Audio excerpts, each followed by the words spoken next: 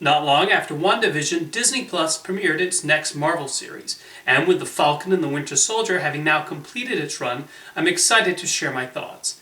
I thought it was okay. It certainly has plenty of things to appreciate, but overall it's not a show that grabbed me as much as I hoped. I was certainly intrigued by where it would go, and I even revisited Captain America the Winter Soldier and Captain America Civil War before the series aired to refresh my memory about Sam Wilson and Bucky Barnes' arcs. However, I found myself gravitating towards certain aspects more than others. Curiously, I enjoyed the even-numbered episodes a lot more than the odd-numbered episodes. So first, I want to talk about the positives. I did like seeing the back-and-forth banter between Sam and Bucky. They had some funny exchanges, and the show was able to show the conflict between them, especially Bucky's annoyance at Sam giving away Captain America's shield.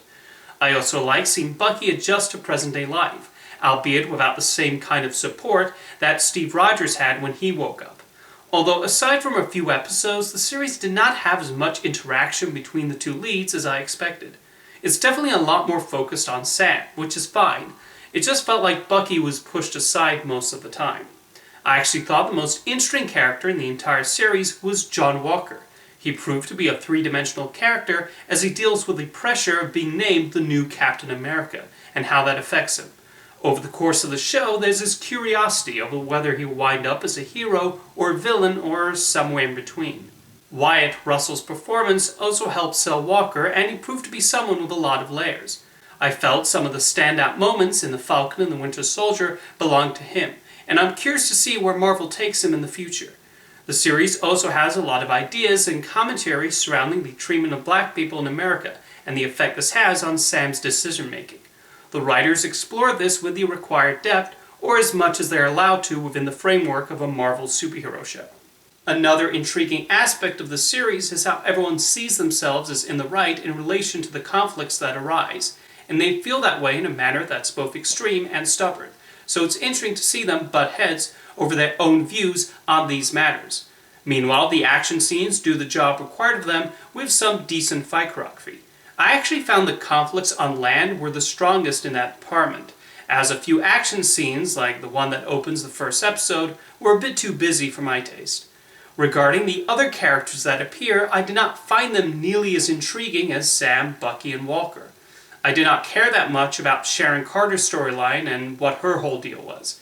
I did not find Zemo to be an interesting villain in Civil War, and although Daniel Bruhl gives a good performance and they reveal a bit more about his background here, that continued to be the case in Falcon and the Winter Soldier. Then you have the Flag Smashers. The show seems intent on making them sympathetic in the beginning, with an emphasis on the leader, Carly. As I said before, every character is stubborn, but especially her. However, I have a hard time siding with people who think Thanos was right, so it's pretty easy to root for the heroes in this situation. I also found the pacing rather uneven during the series, with quite a bit of meandering. I mentioned that I did not get into the odd-numbered episodes, and I largely blame that on the editing. The 5th episode comes to mind, as the first 10 minutes were exciting and had solid character moments, and then the remaining 50 or so minutes I found sort of slow and monotonous. Overall, I felt like I was watching The Falcon and the Winter Soldier out of obligation, and that's disappointing, especially considering how much I loved WandaVision, and I am looking forward to seeing all the Marvel shows in the future. Nonetheless, I'm curious to see where Marvel takes Sam, Bucky, and Walker. If you've seen Falcon and the Winter Soldier on Disney+, let me know what you thought in the comments, and thank you for watching.